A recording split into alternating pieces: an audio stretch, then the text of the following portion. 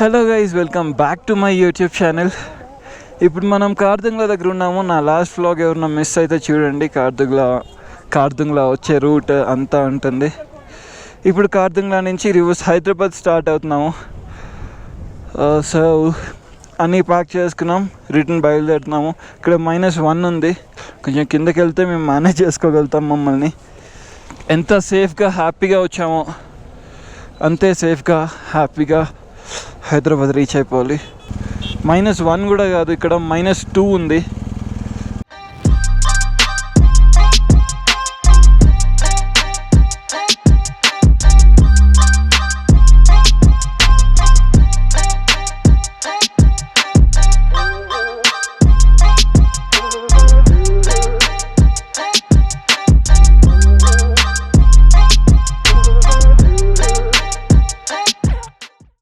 మనకి చాలా దూరం వెళ్ళాలి. ఈరోజు లేట్ నైట్ అయిపోవచ్చు కూడా. ఇక్కడి నుంచి లే వెళ్ళడానికి ఒక 40 కిలోమీటర్స్. మనం అక్కడి నుంచి మనాలి వెళ్ళాలి. మనమైతే ఆల్మోస్ట్ లే వచ్చేసాం. మళ్ళీ నిన్న మేము ఇక్కడ కీలాంగ్లో 10:30కి స్టార్ట్ అయ్యాం. 10:30కి స్టార్ట్ అయితేనే ఈవినింగ్ 7:30కి లే వచ్చాము. ఇప్పుడు ఆల్రెడీ 11:40 అవుతుంది. కీలాంగ్ కూడా కాదు, కీలాంగ్ కంటే ఇంకా దూరం మనాలి వెళ్ళాలి, ఇంకా 50 కిలోమీటర్స్ ఎక్కువ. भाई मनाली कैसे जाना? మనాలి బోర్డులో ఒక సైడ్ ఉంది, ఈయనేమో ఇచ్చాడు అంటున్నాడు. ఎందుకైనా మంచిది ఇంకెవరినైనా అడుగుతా. భయ్యా మనాలి कैसे जाना? మనాలి ठीक है, థ్యాంక్ యూ. మనాలి ఇక్కడ నుంచి 416 కిలోమీటర్స్ అంట. ఇక్కడైతే రీచింగ్ టైం 9:15 అని చూపిస్తుంది. కానీ మనం లంచ్ బ్రేక్స్, ఈ బ్రేక్స్ అన్నీ తీసుకునేటప్పటికి ఈజీగా 10 అయితే అవుతుంది. ఇక్కడ ఏదో పంజాబీ ధాబా అని ఉంది. నాకు ఆకలి చంపేస్తుంది. సో ఇక్కడ కూర్చొని తినేసి ఇంక వెళ్ళిపోదాం. మా లంచ్ కూడా అయిపోయింది. ఇక్కడ ఈ పంజాబీ ధాబా అనేది ఉంటే ఇక్కడ మ్యాగీ ఇంకా బ్రెడ్ ఆమ్లెట్ తిన్నాము. ఇప్పుడు ఇంకా స్టార్ట్ అయిపోతాం. ఇక్కడ 332 కిలోమీటర్స్ అని చూపిస్తుంది మనాలి. కానీ యాక్చువల్లీ దీనికంటే 60 కిలోమీటర్స్ ఎక్కువ బోర్డు పైన చూపిస్తుంది, రోడ్ పైన. మరి ఇదేం మనాలినో అదేం మనాలినో వెళ్ళిన తర్వాత చూడాలి. ఈ టెంట్స్లో స్టే కూడా చేయొచ్చు, కానీ చలికి తట్టుకోగలుగుతామో లేదో తెలియదు. ఇప్పుడు రోడ్డు కొంచెం బాగుంటుంది, తర్వాత మళ్ళీ బాగోదు. తర్వాత చిన్న చిన్న ప్యాచెస్ బాగుంటాయి, చిన్నవి బాగోవు. అయ్యా అక్కడ లారీ చూడండి ఎలా ఉందో. పెట్రోల్ ట్యాంకర్, తన యాక్సిల్ ఇక్కడ, పెట్రోల్ ట్యాంకర్ అక్కడ. మరి ఘోరం ఇదైతే. మనం ఇప్పుడు తాంగ్లాంగ్లో టచ్ చేసాము. ఇక్కడ నుంచి యాక్చువల్లీ రోడ్ చాలా బాగుంటుంది. కొంచెం దిగిన తర్వాత ఒక స్ట్రెచ్ బాగుంటుంది, ఒక 60-70 కిలోమీటర్స్. తర్వాత మళ్ళీ బ్యాడ్ రోడ్స్. మాకు ఇంకా మనాలి మోర్ దాన్ 360 అంత ఉంది, చాలా దూరం ఉంది. నాకు పెట్రోల్ రేంజ్ కూడా చాలా తక్కువ చూపిస్తుంది, అందుకో 296 అని చూపిస్తుంది.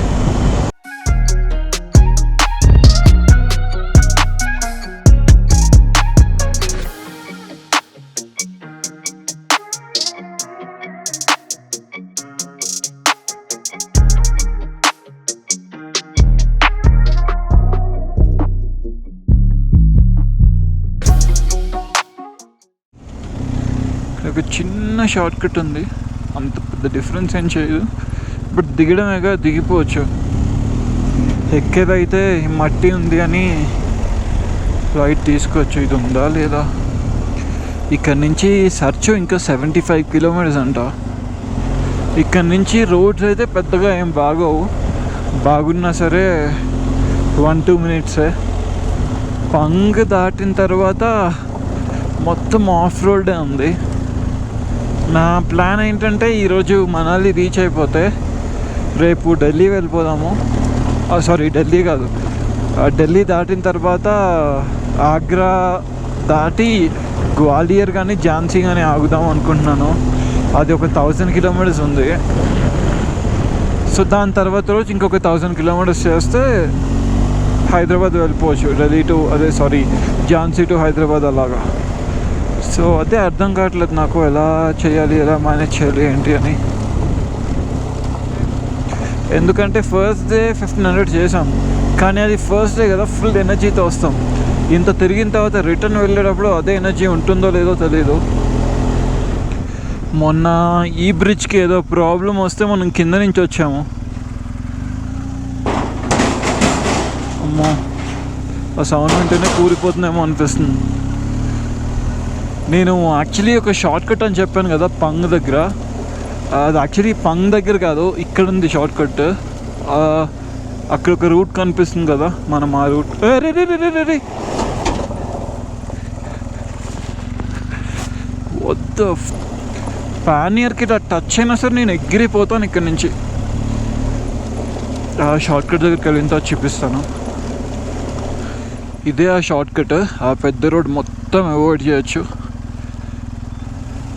మొత్తం ఈ ట్రిప్ మొత్తంలో ఇదే పెద్ద షార్ట్ కట్, కానీ చాలా జాగ్రత్తగా ఉండాలి. టైర్స్ జారిపోతాయి, రాళ్ళు, మట్టి.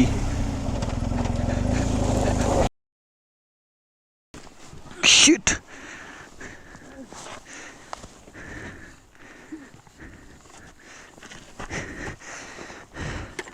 తగిలిందా?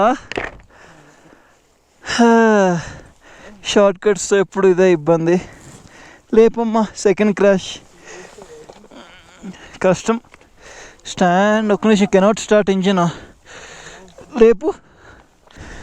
అవ్వదు, మన ఇద్దరికీ అవ్వదులే. ఇంజిన్ స్టార్ట్ కూడా అవ్వదు. షిట్. శ్రీరామ్, బండిని నుంచోబెడితే కానీ స్టార్ట్ అవ్వదంట. ఆర్మీ కదా హెల్ప్ చేస్తారు. లోయలో పడితే ఇంకంతే.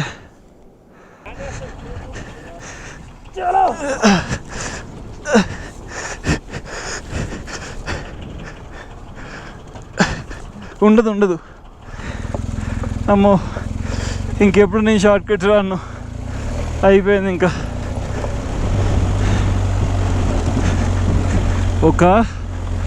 ఒక ఆర్మీ పర్సన్, ఇంకా మేము ఇద్దరం కలిసినా సరే బైక్ లేపలేకపోయామంటే అర్థం చేసుకోండి. ఈ జిఎస్ అయితే అడ్వాంటేజ్ ఏంటంటే బైక్ కింద పడిన తర్వాత కంప్లీట్గా ఇలా పడదు. ఇంజిన్ గార్డ్స్ ఉన్నాయి కదా, ఆ గార్డ్స్ పైనే పడుతుంది. అసలు మీకు హ్యాండిల్ బార్ టచ్ అయ్యే సీనే లేదు, ఇవన్నీ టచ్ అయ్యే సీనే లేదు. మరీ పెద్ద క్రాష్ అయితే కానీ అవన్నీ పోవు. ఇది ట్రిప్లో మనకి సెకండ్ క్రాష్, కానీ బైక్కి మాత్రం ఏం అవ్వలేదు, చిన్న గీత కూడా పడలేదు. నేను క్రాష్ గార్డ్కి కూడా ఒక ప్రొటెక్షన్కి ఒకటి పెట్టాను కదా, అది కొంచెం ఇంపాక్ట్ తీసుకుంది. సో బైక్ అయితే చిన్న గీత కూడా పడలేదు.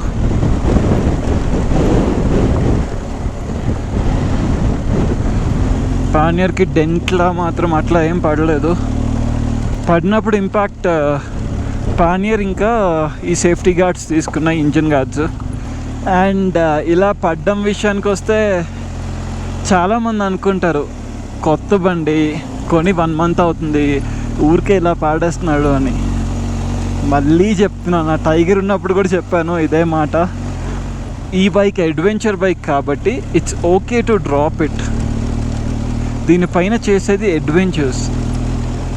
అడ్వెంచర్స్ చేసేటప్పుడు బైక్ పడ్డం అనేది కామన్. ఎప్పుడైనా సరే అడ్వెంచర్ బైక్స్ అన్నప్పుడు అవి పడుతూనే ఉంటాయి, ఏం కాదు. అడ్వెంచర్ బైక్లో కూడా ఇది ఎంత హెవీ బైకో మీకు తెలుసు. ఈ బైక్ మీకు బ్లాగ్లో చూసినప్పుడు చాలా చిన్నగా అనిపిస్తుందేమో, ఇది చాలా హ్యూజ్ బైక్, చాలా హెవీ బైక్, చాలా వెయిట్ ఎక్కువ. విత్ పానియర్స్ ఇంకా విత్ పిలియన్ రైడర్ దీని వెయిట్ ఆల్మోస్ట్ 500 kilos ఉంటుంది.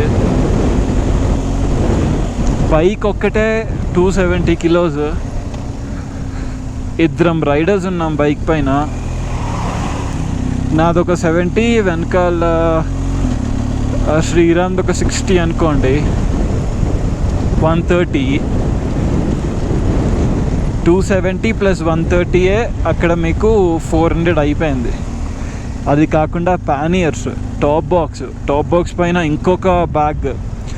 బైక్ 500 కాదు, 500 కంటే ఇంకా ఎక్కువే ఉంటుంది వెయిట్. ఇలాంటి బైక్ని ఇలాంటి రోడ్స్లో డ్రైవ్ చేయాలంటే చుక్కలు కనిపిస్తాయి. స్టార్స్, పట్టపగలు స్టార్స్ చూస్తారు.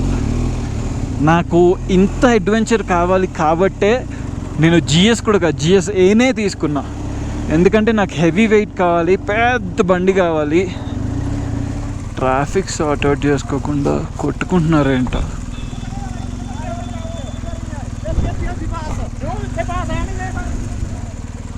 వెళ్తుందా వెళ్ళదా? ఇది ఇప్పుడు అప్పుడే కాదు, ఆ సీన్ ఇంకా అంతే ఉంది. అది ఇప్పుడప్పుడే అవ్వదులేండి. ఈ రోడ్స్ చాలా డేంజరస్ అసలు. ఇక్కడ ఈ గోజ్ ఏంటో అర్థం కాదు. వాళ్ళు ఓవర్టేక్ చేయడానికి ఎవరైనా రిస్క్ చేసి కింద పడితే అయిపోతారు. మనమైతే ఇప్పుడే సర్చు దగ్గర వరకు రీచ్ అయిపోయాము. మరి అక్కడ చెక్ పోస్ట్ దగ్గర ఫుల్ ఉన్నారు, ఫుల్ ట్రాఫిక్ ఉంది. అదేంటో నాకు అర్థం కావట్లేదు. ఇక్కడైతే ఒకసారి బైక్ ఆపుతాను, ఫేస్ వాష్ చేసుకుని చాయ్ కాఫీ ఏదో ఒకటి తీసుకుని అప్పుడు బయలుదేరుతాము.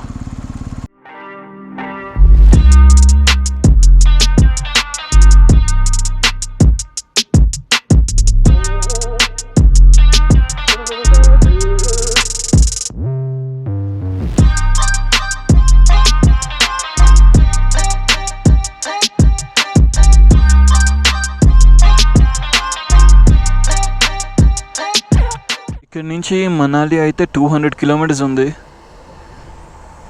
మరి ఎక్కడి వరకు వెళ్ళగలుగుతామో చూడాలి. ఎందుకంటే మరీ టయర్డ్ అయిపోతే రేపు ఎర్లీ మార్నింగ్ స్టార్ట్ అవ్వాలి మేము, లేదంటే డెస్టినేషన్ రీచ్ అవ్వలేం. సో రేపు ఎల్లుండి కూడా ఎర్లీ మార్నింగ్ స్టార్ట్ అవ్వాలి. ఇప్పుడు టైం ఎగ్జాక్ట్గా 5 అయింది. 200 కిలోమీటర్స్ టు మనాలి. మనకి ఇప్పుడు ఒక 30 మినిట్స్లో బారెలాచా పాస్ వస్తుంది. అక్కడ నుంచి ఇంకా చలి స్టార్ట్. అక్కడైతే ఫుల్ చలి ఉంటుంది. తర్వాత ఇంకా అక్కడి నుంచి ఒక 50 కిలోమీటర్స్ జిస్పా. అక్కడి నుంచి నాకు సిగ్నల్ ఉంటుంది. ఇంకా ఈ రోజుతో అయితే మనము స్నోకి బై బై చెప్పేయాలి. బారెలాచా పాస్ దాటిన తర్వాత ఇంకా మనకి స్నో కనిపించదు. బారెలాచా దగ్గర కూడా వచ్చేసాము.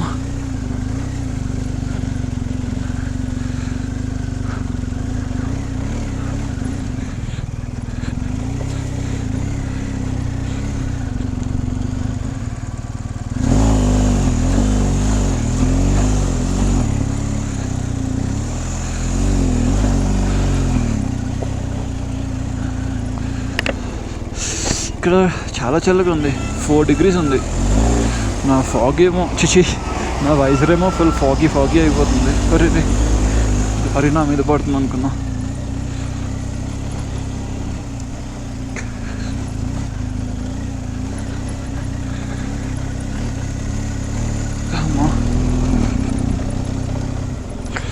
Sorry for the inconvenience. మీరు రోడ్లు వేయడమే ఎక్కువ, అట్లీస్ట్ ఇలాంటివి అయినా ఉన్నాయి. మళ్ళీ సారీ ఫర్ ది ఇన్కన్వీనియన్స్ అంటే 3, 2, 1 గో.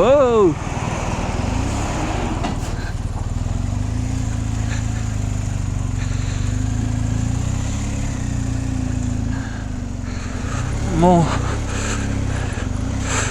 ఇదంతా ట్రాఫిక్ అయిపోయింది. చలిలో చాలా కష్టం. అమ్మయ్య, ఫైనలీ మనం బారెలాచా దగ్గరికి వచ్చాము. ఇక్కడ 3 degrees ఉంది. బై బై బారెలాచా, సీ యూ సూన్. ఇక 20 minutes నుంచి ఈ లారీ వెనకాలి ఉన్నా, నాకైనా ప్లేస్ ఇవ్వట్లేదు. ఇది సూరజ్తాల్ లేక్, దీనికి కూడా బై బై చెప్పేయాలి. ఇది చాలా బ్యూటిఫుల్ ఉంటుంది. ఇంకా మనకి సిగ్నల్ రావడానికి అట్లీస్ట్ ఒక 50 kilometers డ్రైవ్ చేయాలి. ఈరోజు డెస్టినేషన్ ఏంటంటే రైడ్ చేయగలిగినంత వరకు రైడ్ చేస్తాను. ఓకే ఇంకా చాలు ఈరోజుకి అన్నప్పుడు పక్కన ఆపేసి అదే ఏదైనా మంచి పార్కింగ్ ఉన్న రూమ్ తీసుకుని పడుకుని మళ్ళీ రేపు మార్నింగ్ లేచి స్టార్ట్ అయిపోతాను. ఆగమన్నారా?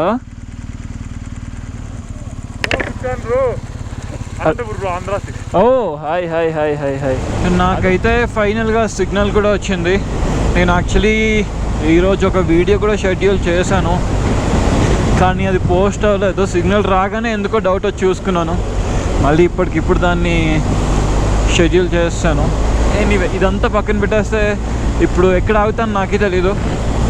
మనాలి ఇక్కడ 91 అనే చూపిస్తుంది, కానీ యాక్చువల్లీ ఇంకా చాలా వెళ్ళాలి. ఇంకొక 50-60 కిలోమీటర్స్ ఎక్కువే ఉంది. ఇప్పుడే బోర్డులో చూసా 145 కిలోమీటర్స్ అంట మనాలి. 145 కిలోమీటర్స్ నడపగలుగుతాను లేదో నాకు తెలియదు. మరి రోడ్లు ఎలా ఉన్నాయో ఏంటో ఐ హ్యావ్ నో ఐడియా అసలు. ఇక్కడ ఒకసారి ఆగుతాను, ఆగి ఏమైనా ఫుడ్ ఏమైనా తింటాను. చెక్ పోస్ట్ కూడా ఉంటుంది ఎలా అయినా. ఏది చెక్ పోస్ట్? ఈ బ్రిడ్జ్ దాటిన తర్వాత అనుకుంటాను చెక్ పోస్ట్ ఉంటుంది ఎక్కడో. ఆ చెక్ పోస్ట్ దగ్గర ఒకసారి కొంచెం సేపు చిల్ అవుతాను. చెక్ పోస్ట్ కూడా ఇక్కడే ఉంది. Sandeep, thank you. శ్రీరామ్ ఆగుదామా? ఒక 5 మినిట్స్ ఆగుదాం. నాకు కూడా బ్యాక్ పెయిన్ వస్తుంది, బెల్ట్ పెట్టుకుని డ్రైవ్ చేస్తా. ఇంకా 140 ఉంది మనాలి. అక్కడేదో ఉంది, అక్కడ ఆగుతా. ఒక 8 o'clock వరకు నడుపుతా. 7 అయింది, చూద్దాం. తెలియకుండానే ఒక 25 మినిట్స్ బ్రేక్ తీసుకున్నాము. మనాలి ఇక్కడికి 98 కిలోమీటర్స్ ఉంది, ఆల్మోస్ట్ 100 కిలోమీటర్స్ ఉంది. 2 hours 16 minutes 9:30 రీచింగ్ టైం అంట. చూస్తాను ఎంత కుదురుతా అంత. నేనైతే బ్యాక్ బోన్ కొంచెం పైన వస్తుందని బెల్ట్ పెట్టేసుకున్నాను. కొంచెం రిలీఫ్ ఉంది, ఒక 20%.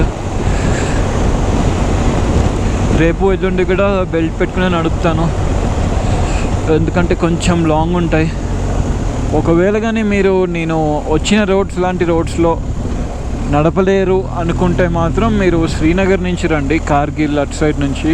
అవి కొంచెం బెటర్ ఉంటాయి.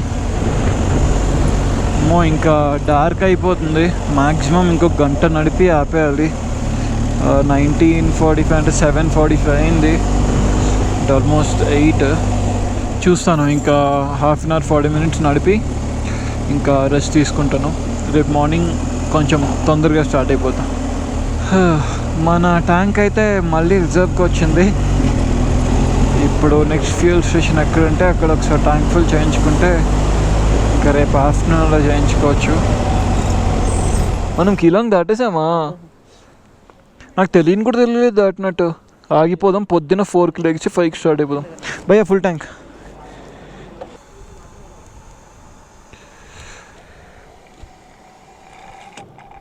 కిतना 2561 అమ్మా. గైస్ ఇంకా ఫైనల్గా ఏం చేసామంటే చీకటి పడిపోయింది. డ్రైవ్ చేయడం కూడా కొంచెం ఇబ్బంది అవుతుంది. నాకు కూడా బ్యాక్ పెయిన్ ఉంది. సో డ్రైవ్ని ఎలానే ఎంజాయ్ చేయలేనని చెప్పి 8:30 అవుతుంది టైమ్. సిస్సులోనే ఒక హోటల్ తీసుకున్నాను. So yeah, that's it for today guys. Don't forget to like, share and subscribe my YouTube channel. Thank you.